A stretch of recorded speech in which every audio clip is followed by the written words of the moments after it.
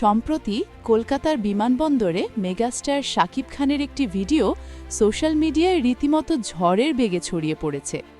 শাকিব খানের নতুন stylish look দেখে ভক্তদের মধ্যে ব্যাপক উন্মাদনা লক্ষ্য করা গেছে।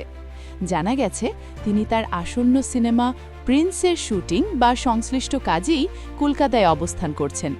সেখানে ভক্তদের সেলফি তোলার আবদার মেটাতেও দেখা যায় তাকে।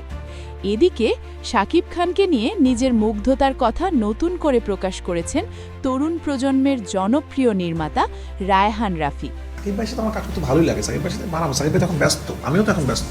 তো আমার দুজনের শিডিউল মিলতে হবে। তো আমাদের তো অনেক কিছু পড়ে আছে, তুফান 2 পড়ে আছে, তাণ্ডব পড়ে আছে, নতুন একটা সিনেমা আসছে। এক সাক্ষাৎকারে তিনি জানান, শাকিব খানের সাথে কাজ করা তার জন্য দারুণ এক অভিজ্ঞতা। রাফির ভাষায় শাকিব খান কেবল একজন সুপারস্টারই নন, তিনি ভীষণ পেশাদার এবং কাজের প্রতি দারুণ একাগ্র। রাফি আরও ইঙ্গিত দেন যে খুব শিগগিরই তারা আবার নতুন সিনেমা তুফান 2 প্রজেক্টে একসাথে কাজ করতে চলেছেন। শাকিব রাফি জুটির এই রসায়ন ঢাকাই চলচ্চিত্রের দর্শকদের মনে নতুন আশার সঞ্চার করেছে। ভক্তরা এখন অধীর আগ্রহে অপেক্ষা করছেন তাদের পরবর্তী বড় ধামাকার জন্য।